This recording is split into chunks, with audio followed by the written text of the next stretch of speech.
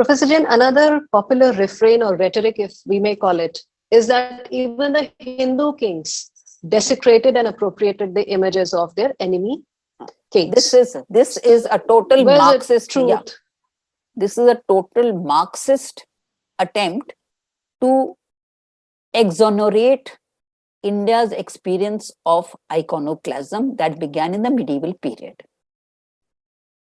It is a total falsehood. And I will just give you 2-3 examples. The first example is the most important, according to me. It happened before Common Era. There was a king in Kaling, that is present-day Orissa. And he wrote an inscription that is called the Hathi Gumfa inscription, that is on a cave in Orissa that still exists. You please look up the internet to get photographs of this Hathi Gumfa cave and the Hathi Gumfa inscription. Now this King Kherwal is his name. He writes in that inscription that, have you got it?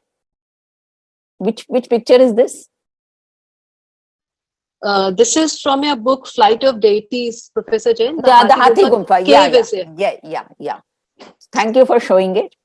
So this, he writes in this Hathi Gumfa inscription that, some time ago, a Nanda king from Magad had come to Kalinga and taken away an image of Kaling Jin. It seems to be a Jain image. So this is before Common Era. Nanda king came and took away this image from our kingdom. And he writes in this inscription that I, King Kherwal, marched to Magad, went into the royal palace and brought back that image. The Nanda king did not desecrate that image. King Kherwal brought it back. What is the common thing is that it was a shared sacred culture. So the image may be with you or may be with me, but none of us will desecrate that image. We will worship it because we believe in the same gods, we have the same culture, we have the same values and the same sacred tradition. In this whole period, there's only one case, or rather 2 cases that have some, there is reference to desecration.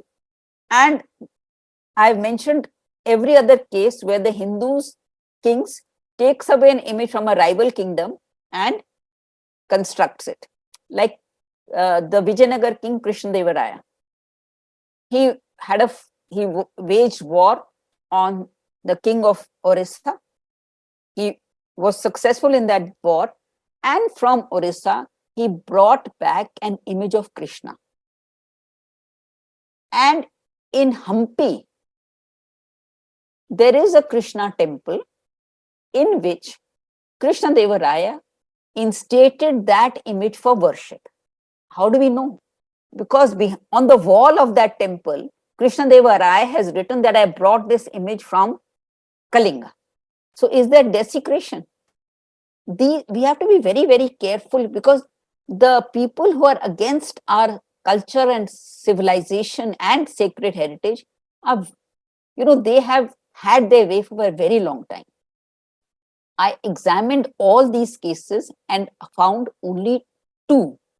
One was King Harsha of Kashmir, and Kalhan, who wrote the Raj Tarangini, said that he did it because he was influenced by the large number of Turks that he employed in his army. And he said, I call him the Turkish king. So that is one. And another example that Kalhan gives is that, the king of Kashmir, he had promised safe passage to the king of Bengal. And he had said, I swear on this image that I will give you safe passage. But when the king came, the king of Kashmir had him killed. And so the king's soldiers came later to take revenge for the unjust murder of their king. So this is very different from, there was no religious motive. It was that, our master has been killed after being told that, we are going to be swearing on this image. So there's a King Shashank of Bengal. He's supposed to be one person who was against Buddhists. And that whole story is based on a work that was written in the 12th century. And the distinguished Bengali historian R.C. Majumdar, we have all heard of him. He examined this tale, and he said this is such kind of behavior was rare in ancient India. Shashank was a good king. He was given a bad name by this Chinese traveler because he was involved in a past struggle with King Harsh of Kannauj, and King Harsh was, favoring Buddhism, and he treated Hyun Sang with tremendous respect and gave him a lot of facilities. So R.C. Majumdar, we have no reason to doubt his study of this and his analysis.